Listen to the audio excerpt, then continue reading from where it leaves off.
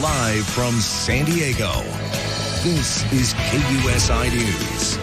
The San Diego City Council has advanced a proposal for a new vacation home operation tax, which aims to increase housing affordability.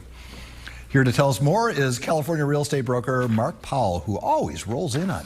Geez, you must get up earlier than we do, huh? I get up early. God bless. All right, tell me about the vacation home operation tax. Pretty sophisticated name. What does it mean? It means that if you have a vacation rental or you have a second home that you're not using, you'll be taxed $5,000 per bedroom. 3-bedroom home, $15,000, 4-bedroom, $20,000. It's one of the first taxes, Paul, that people are being taxed because they're not using something. Well, that's what I'm saying. What if my home sits empty? I'm still going to get taxed for it? Or, if it's your primary residence, no. But if it's say it's my second home, correct? Yeah. It's sitting empty, I still have to pay $5,000 tax per bedroom? Exactly. Under the premise that it's going to make homes more affordable. Now, I kind of get it. So if you're struggling and you want to buy a house and you see this person that has 2 homes and they're not using their second home, like, well, that's not really fair. Why does that person get to have 2 homes and I can barely get 1 home? So the thought is, okay, well, we're going to force this person to either rent the house or they have to pay $15,000 to $20,000 a year. But they're already paying a property tax on that second home, are they not? Not only are they paying a property tax, with the short-term rentals are rents that are less than 30 days. So you're going to go on vacation. A lot of people do this. A lot of people from San Diego go on vacation in other states and they rent an Airbnb. They go, look, we can get a home and we can rent it. Those people, the people that own these Airbnb, it's about 5,000 or 6,000 of them, they're going to be taxed no matter what, $5,000 more room. And guess who's going to end up paying that? Well, anybody who rents there. Correct. They're going to pass that on. Now, they're already paying a transportation tax. So they're like a hotel tax. So they already pay that tax. They pay their property tax. They employ people. So this is out of committee in the city council. Now, the full city council has to vote on it. And if they vote to advance it, it's going to go on the ballot. Now, we've had enough taxes. Wouldn't you say a trash tax? Water tax. Everything is going up. It's like the old Beatles song written by George Harrison, the Taxman. I remember that. Yes. Tax your feet walking down the street.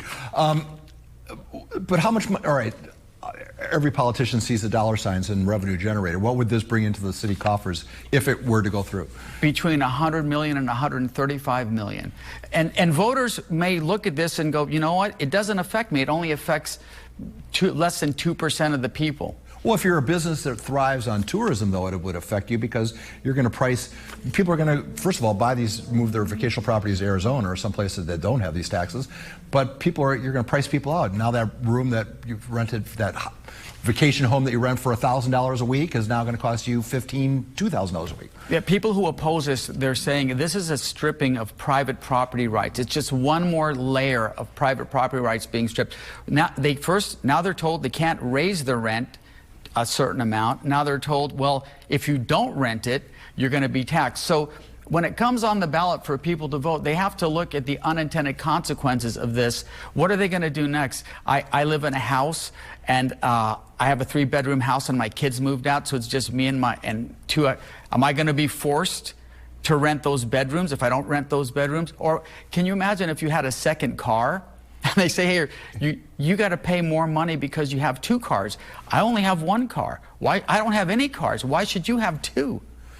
All right. Well, I mean, I think a lot of people look at stuff like this and wish our politicians were as feverishly looking for ways of reducing spending as they are for looking to tax people. It seems like it's just one way. The problem isn't these 10,000 homes out of 560,000 homes in San Diego.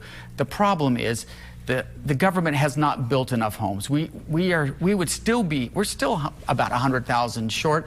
And did you know that about 30 to 50% of the cost of building are permit fees? Yes, I do know that. So who's really making homes less affordable? Our progressive politicians in Sacramento. Yes. All right, so just the likelihood this is going to go through, right? I mean, no, I mean, if it gets on the ballot, most people are going to say, yeah, they should pay. But and maybe there's something that the government can do instead of penalizing people for not renting. Why not incentivize them to rent? Long-term people. Give them a tax credit. Give them some type of incentive to rent the house.